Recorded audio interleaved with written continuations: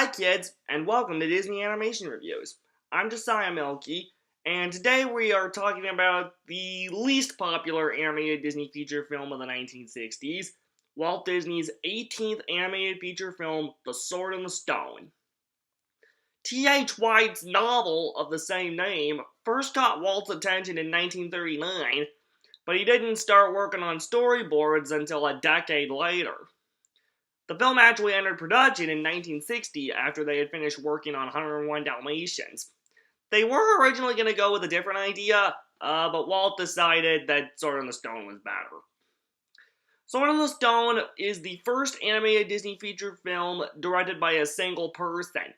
Or at the least bit, it's the first one directed solely by Disney animator turned director Wolfgang Reitherman. Reitherman was one of the directors on 101 Dalmatians, but he had two directing partners on that. Sword in the Stone was the first one he directed all by himself. Sword in the Stone also had just one story guy, Bill Peet, who was also the one story guy on 101 Dalmatians. Sword in the Stone was first released on Christmas Day, 1963, and was a modest box office success, but it wasn't the success Disney had been hoping for, and also it got mixed reviews because people thought it was kind of weak as an overall Disney film. I've only heard a couple of the songs. I saw the whole movie once as a kid, and I honestly don't remember that much about it, but I reread the plot online last night to give you this review. So let's dive into Sword in the Stone and why it's a bit of a problem. After the death of the King of England, a magical sword in the stone appears, and there's an inscription on it that whoever pulls the sword will become the future king. Many people try, but none prevail, and pretty soon the sword is forgotten about and the kingdom is left in the Dark Ages. Years later, we meet Arthur, but everyone calls him Ward. He lives with his foster father, Sir Ector, and older brother, Sir Kay. Sir Ector is raising Sir Kay to become a knight, and Arthur is to be his squire, but Sir Ector treats Arthur more like a servant than an actual son. While chasing after one of Sir Kay's arrows, Arthur accidentally meets up with the wizard Merlin, who offers to tutor him and teach him how to be king someday, despite the wise protestations of Merlin's pet owl, Archimedes.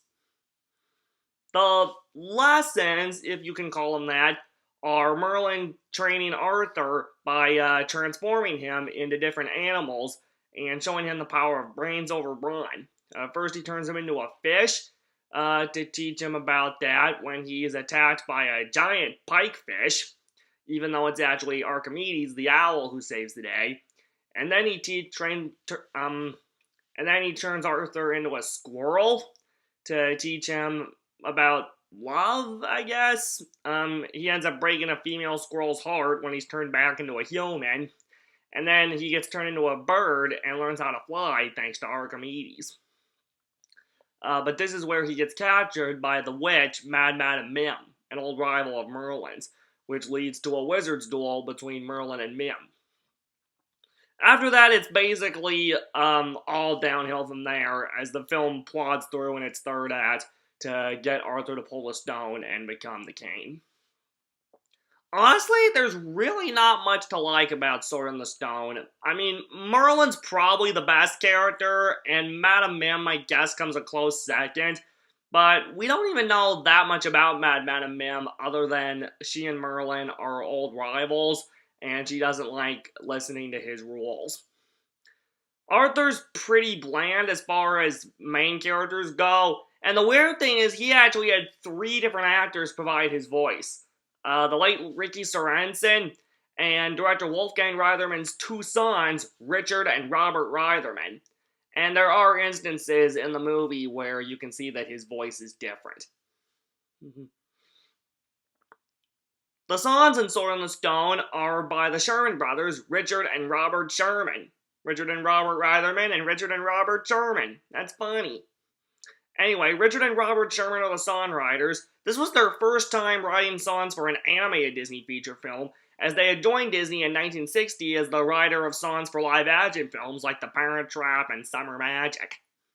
Not to mention several Disneyland songs like the Tiki Room song and the ever-popular It's a Small World. But Sword in the Stone is the first animated Disney feature film they wrote songs for, and they continued to work with Disney for years. Really, I think there's only like 5 or 6 songs in the movie, and the only 2 notable ones are the ones I've seen on Sail-On tapes. Higgitus Piggitus, which is Merlin's introductory magic song, and That's What Makes the World Go Round when he and Arthur are fish. Other than that, there's really not much about this movie that's there to like. The animation isn't that good. I think they were still using the Xerox technique that they had on 101 Dalmatians, which it worked in that film, but it doesn't work so well here. Some of the animation looks really crude. And also, the storyline really isn't all that good. You have the chance to tell a story of King Arthur, and it's just Arthur and Merlin learning lessons through these magical journeys they go through, and it's really not that enjoyable of a movie.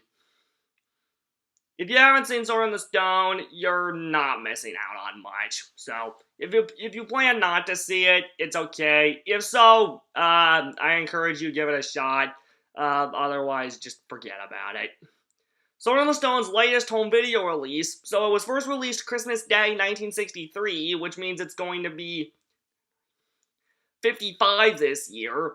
Its latest home video release was its 50th anniversary Blu-ray release in the summer of 2013, with bonus features including an alternate opening, a feature where the Sherman Brothers talk about their music, and sing a couple of deleted songs from the film, and 2 animated Disney shorts, Night for a Day starring Goofy, and Brave Little Tailor starring Mickey Mouse. And the Blu-ray is also a combo pack that includes a DVD copy that includes a game called Merlin's Magical Academy, a scrapbook, which is like an art gallery of images from the film, and